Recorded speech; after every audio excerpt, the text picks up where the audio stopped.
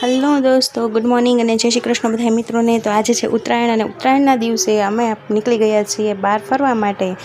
તો મમ્મી, મેઘા, જેનિશાના પપ્પા અને જેનિલ અમે બધા જ લોકો ફરવા નીકળી ગયા છીએ અને અમે અત્યારે જઈ રહ્યા છીએ ઘેલા સોમનાથ। ખૂબ જ સરસ મજાનું સ્થળ છે, ભોળાનાથનું મંદિર છે અને ખૂબ જ સરસ મજાનું શાંતિપ્રિય સ્થળ છે। તો મિત્રો આપણે ઘેલા સોમનાથ આવી ગયા છીએ। તમે જોઈ શકો છો આજુબાજુ સરસ મજાનું લીલું વાતાવરણ છે, સરસ મજાના વૃક્ષો અને આજે ઉત્તરાયણની રજાના હિસાબે માણસો પણ ભીડમાં જોવા મળી રહ્યું છે આપણને। તો આપણે અહીંયા આવી ગયા છીએ ઘેલા સોમનાથ દાદાના દર્શન કરવા માટે થઈને।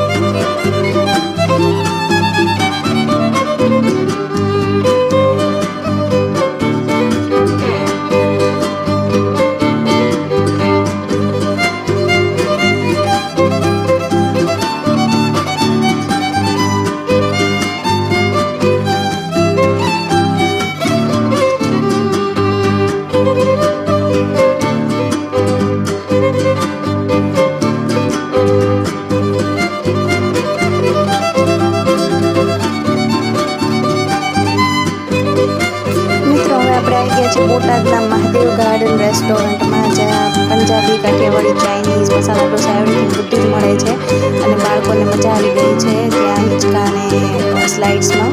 અને અહીંયા રેસ્ટોરન્ટમાં પણ ખરી ભીડ જોવા મળી રહી છે। આજે તહેવાર છે, રજા છે, એટલા માટે થઈને રેસ્ટોરન્ટની પણ ભીડ તમે જોઈ શકો છો। એટલું ખૂબ જ સરસ મજાનું ફૂડ હતું અને હવે આપણે નીકળી ગયા છીએ કુંડળ જવા માટે અને ઓલમોસ્ટ પહોંચી ગયા છીએ આપણે કુંડળ, જે સ્વામિનારાયણ ભગવાનનું ધામ છે અને સાથે સાથે મહાદેવનું મંદિર પણ છે। ખૂબ સરસ મજાની જગ્યા છે મિત્રો, વિશાળ જગ્યા છે। તમે તમારા ફેમિલી સાથે ત્યાં ટ્રીપ પર જઈ શકો છો, ફૂલ ડે ત્યાં એન્જોય કરી શકો છો અને તમે મસ્ટ ટાઈમ લઈને જાઓ એવો મારો આગ્રહ છે, કેમ કે ત્યાં જોવાનું ખૂબ સરસ મજાનું છે બધું, બાળકોને પણ મજા આવે એવું છે। અને તમે જોઈ શકો છો અહીંયા સરસ મજાના સ્કલ્પચર છે, સ્ટેચ્યુઝ છે અને બાળકો રમી રહ્યા છે, બાળકોને પણ મજા પડી ગઈ છે અહીંયા રમવાની અને જગ્યા પણ ખૂબ જ વિશાળ છે મિત્રો। તો આપણે હવે દરબારગઢની મુલાકાતે જઈ રહ્યા છીએ, પણ અનફોર્ચ્યુનેટલી ત્યાં આપણને કેમેરો એલાઉ નથી, ફોન કેમેરો કોઈ પણ વસ્તુ એલાઉ નથી, એટલે આપણે ત્યાંનો વિડીયો નહીં બનાવી શકીએ મિત્રો। તો દરબારગઢમાંથી દર્શન કરીને આવ્યા પછી આપણે અહીંયા તમે જોઈ શકો છો મહાદેવનું સરસ મજાનું મંદિર છે અને સાથે સાથે શ્રી સ્વામિનારાયણ ભગવાનનું ધામ પણ છે ત્યાં આગળ। ખૂબ સરસ મજાની જગ્યા છે, ત્યાં ક્યાંય પણ મોબાઈલ એલાઉ નથી, એટલા માટે આપણે ત્યાં અંદરનો કોઈ વિડીયો આપણે બતાવી શકીએ એમ નથી મિત્રો।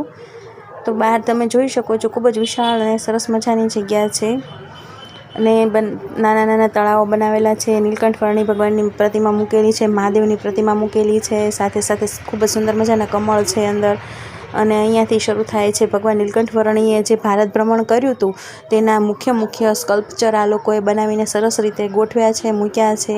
તો તમે મિત્રો જુઓ, ખૂબ સરસ મજાનું બધું નીલકંઠ વર્ણી ભગવાનનું જીવન ચરિત્ર આ લોકોએ અહીંયા સરસ રીતે મૂક્યું છે।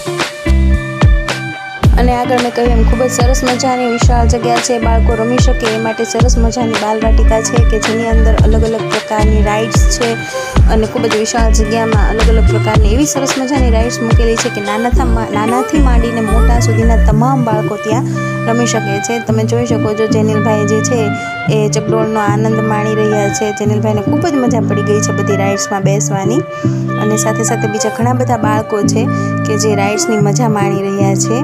અને અહીંયા હવે આપણે જોઈએ કે જેનિલભાઈ જે છે એ બીજી એક રાઇડની મજા માણી રહ્યા છે। તો મિત્રો આગળ તમે જોશો કે આ ગાર્ડનની અંદર નાનું એવું બાલવાટિકા જે છે એ ગાર્ડનની અંદર ખૂબ સરસ મજાની અલગ અલગ પ્રકારની નાની મોટી ખૂબ જ મજાની સરસ મજાની રાઇડ્સ છે, સ્લાઇડ છે, હિંચકા છે, ચકડોળ છે, પછી સીસો છે, ટૂંકમાં ઘણી બધી એવી સરસ સરસ રાઇડ્સ છે કે જે નાના મોટા દરેક બાળકો એન્જોય કરી શકે છે।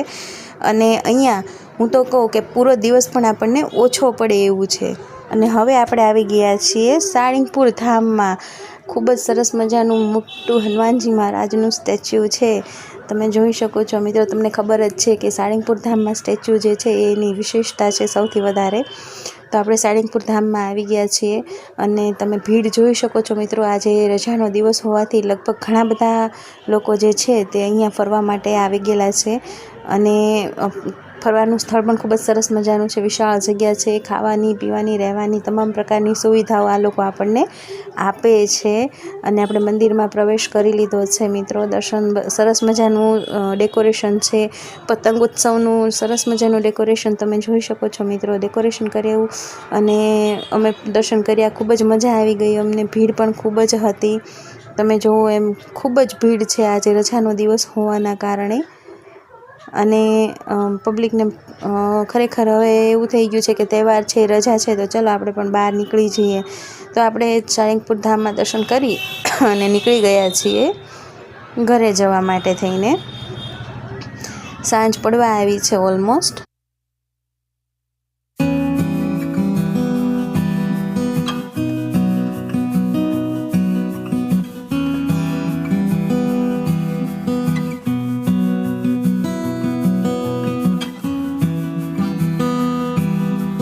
અને સાંજના સમયે ઘરે જતી વખતે આપણે આવી ગયા છીએ નાંગલપરમાં। નાંગલપર જે છે એ ખૂબ જ નાનું એવું રસ્તા પરનું ગામ છે, પરંતુ નાંગલપરમાં બટેટા ભૂંગળા ખૂબ જ પ્રખ્યાત છે। અને ગુજરાતી હોય અને ભાવનગરી હોય તો બટેટા ભૂંગળા તો કેમ ભૂલાય। તો આપણે હરિભાઈના બટેટા ભૂંગળા ખાઈ અને ઘરે પહોંચી ગયા। તો આજનો મારો બ્લોગ કેવો લાગ્યો મને ચોક્કસ જણાવજો।